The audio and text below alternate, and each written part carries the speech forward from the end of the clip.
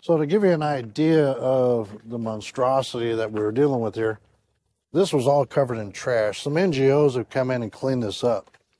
But what I would find down here is all these identification cards and passports. Mm-hmm.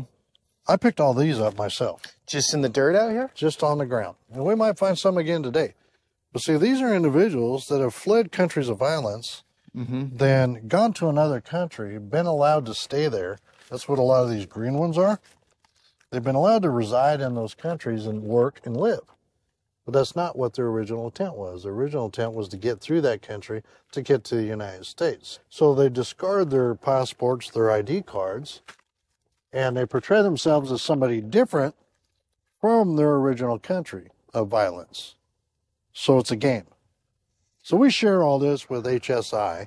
So every one of these have been shared with our federal government. But this is just a small snapshot of what I've picked up down here as far as passports. If you're from Venezuela, right? Let me try to walk through this, right? You come up through Mexico, right? You want to discard your passport before you come over? Yeah, because everything's given to you here. Okay, what happens if you come over with your passport? They're going to say... Well, for some now, they're allowed to stay. Some are allowed to stay. Yeah. Okay. But those individuals have already reestablished residency somewhere else. So maybe it's a Venezuelan that lived in Mexico for 5 years. Or a year. Or a year, okay. And their ultimate goal was to get here. Right. I read a lot of the Haitians that came in, say this last summer, or whenever that was in the last year. Yeah. A lot of them had lived in Chile or other places, not even Haiti. Oh, yeah. And they recently came up. But they haven't even been in Haiti for a long time. No. Okay, so here's where it ends. So here's where the fencing ends, and this is the tribal land, as you can see. So you have the Kokopah tribal land, which is sacred, sovereign land. You get some border challenge coins. Look, right here. See what I was telling you about? They tossed their money. So this is all money. They know when they get here, they're going to be able to... Here's a euro. Yeah, so... Look at that. Go ahead and pick them up. We have a euro. Don't throw it back down. Keep it.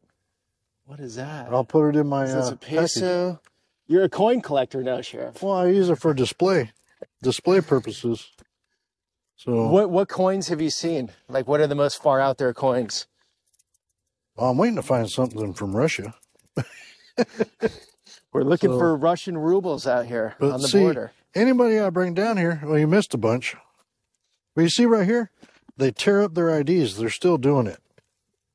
Okay. They'll tear up their identification card because they don't want to get caught.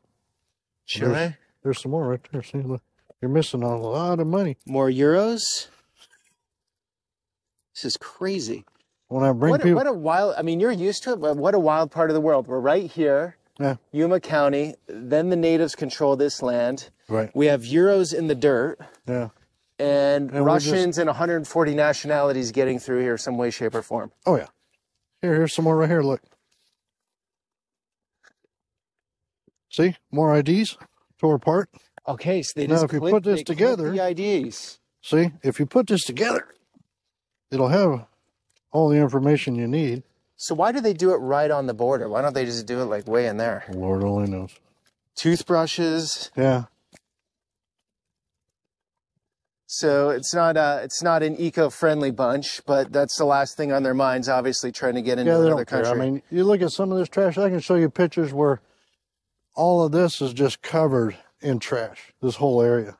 But luckily, an NGO came along and cleaned it up because they knew senators were coming.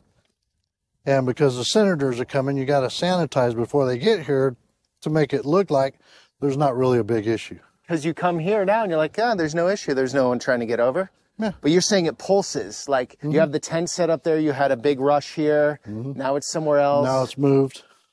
We had the guy that we ran into down there, obviously. Yeah. This guy's got a full ID here. Oh, look, there's all kinds of them right here. This guy's from China. Yeah. That's what I'm saying. I'm going to be devil's advocate for 1 second. Ready? Go right ahead. Just go along with me here. All right. We're a country of immigrants. Right. We all came from somewhere. Right. And we need immigration. Correct. You know, we need a workforce. Okay. We need brains. We need talent. We need work. But like you said before, there's a threshold. Like, how much can you take? And everyone has a threshold, as in, like, they're living in their house. Right. And if all of a sudden they had 300 people show up on their front lawn, they would have reached their threshold, right?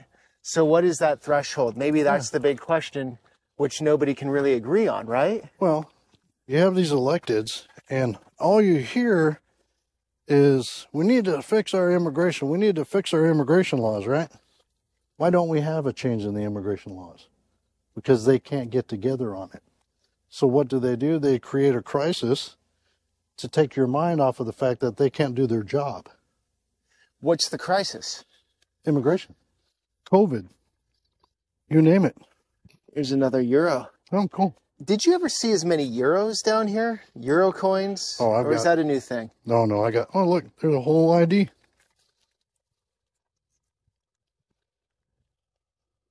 Nigeria? Where's that one? Peru. Peru. Oh, look, more. Jesus. See, they don't. So do they find it easier over here, obviously? Well, yeah, you can walk right across here. Look, here's some more.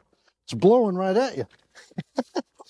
It's snowing currency. You know how much? Too bad this isn't worth anything. Well, over there it is.